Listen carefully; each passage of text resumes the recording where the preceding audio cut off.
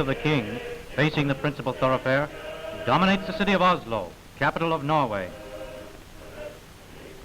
Not far off and down the same street stands the university, cultural center of a nation, where the highest standards of education prevail. Opposite the university, and set in a beautiful park, is the National Theatre. Here an audience first thrilled to the plays of Ibsen. Though 900 years old, Oslo always looks fresh and clean. The quaint tower of the old church, where the royal family attends, looks down upon the fragrant flower market. There are no slums in Oslo. In the suburbs, beautiful homes have been built in accordance with the most modern ideas in present-day housing. Wide courts, fashioned along the lines of an English village, allow for plenty of light and fresh air. Playgrounds for children, with gardens and flowers, speak well for the intelligence of the Norwegian people.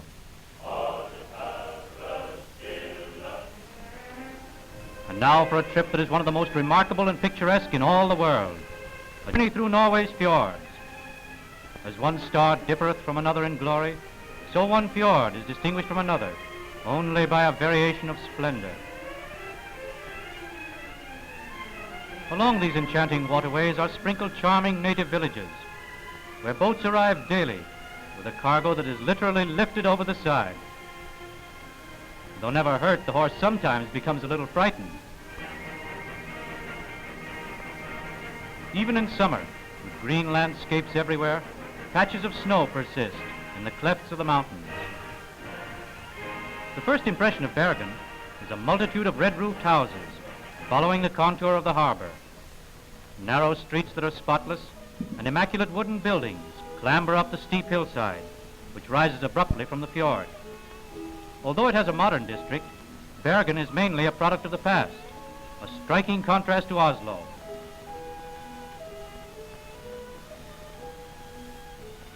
In the older sections of the city, odd corners and quaint alleys retain the flavor of the Middle Ages. Along the wharf still stand the gabled warehouses built by the merchants of the Hanseatic League in the 15th century.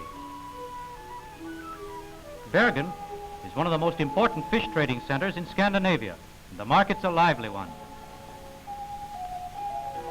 And now we go out through the old city gate, another reminder of medieval days, to Fantoft. Here there is a fine specimen of an old stave church in excellent condition after 800 years. The dragons on the roof were modeled from the prows of ancient Viking ships. The world-famous composer Edvard Grieg lived in this modest house and lies buried in a rock cave behind it. To the music master came inspiration from the numerous waterfalls about him. Some dash down the steep mountain grades in solid volume, while others descend from palisaded hills in silver cascades, bringing to the countryside a thing of living beauty. But of all the 1,000 waterfalls in Norway, the Seven Sisters Cataract holds a place that is unique. From great heights, these shimmering bits of lacy loveliness delicately drop to the fjord below. Old boathouses with grass-covered roofs are seen everywhere, for the Norsemen have been expert navigators from ancient times. Today, the deep fjords accommodate the largest ocean-going vessels. Norway is a land of many mountains from which flow innumerable rivers, broken by falls and steep rapids. Bridges that are solidly built of gray stone cross the swift currents, where trout and salmon abound in such quantities that it is a veritable paradise for fishermen.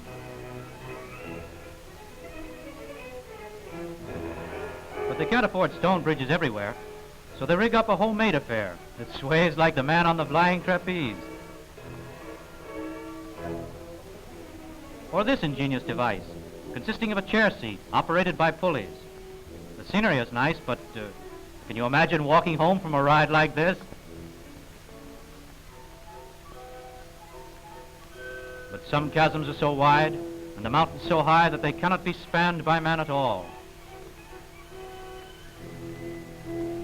And so roads have been built that encircle the giant peaks with their heads in the clouds. Down the road come the peasants, whose miniature farms are perched on narrow shelves of the cliffs, wherever soil is found. And at a wayside sluice, advantage is taken of the water power to sharpen knives and tools. For it is the haying season, and the tall grass is cut and hung on racks to dry, a scene typical of the country. This rambling cottage is characteristic of all the farmhouses, which are invariably built of wood with a stone roof. The Norwegian farmer is a hard-working but happy individual, although right now Nanny seems to be getting his goat. The farmer's wife is busy too, rolling out the flatbread, made of oaten meal. 365 pieces a year are baked for each member of the family.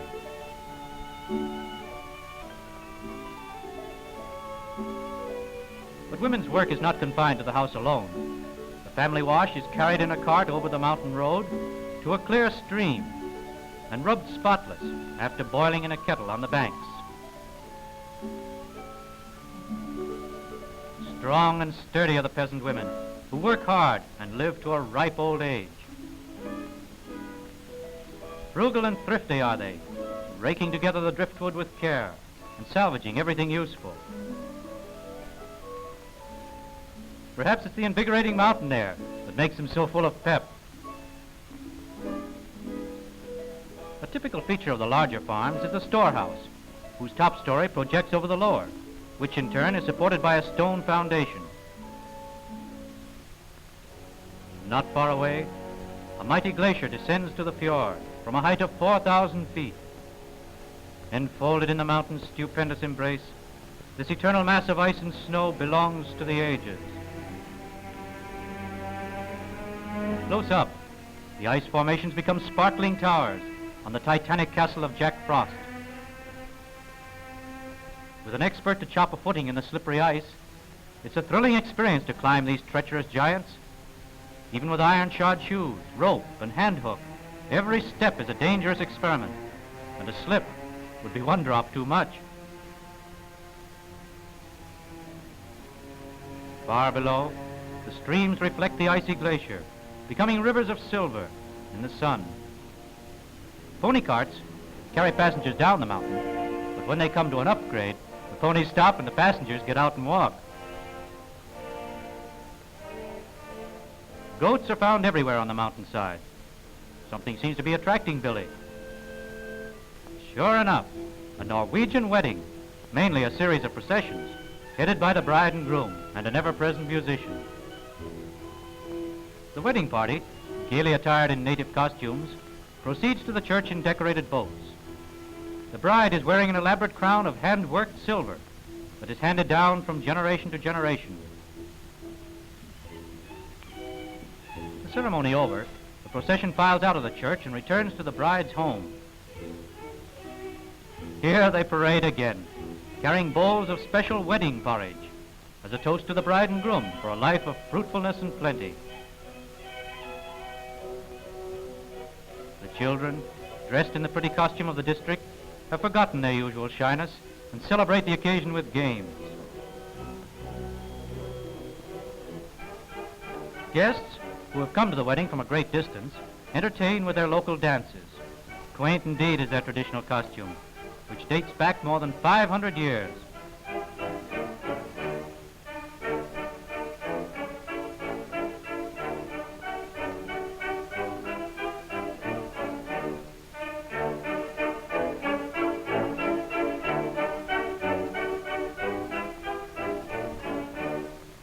Norwegian honeymooners don't have to go to Niagara Falls. For all about them, laughing waters tumble down in gleaming cascades.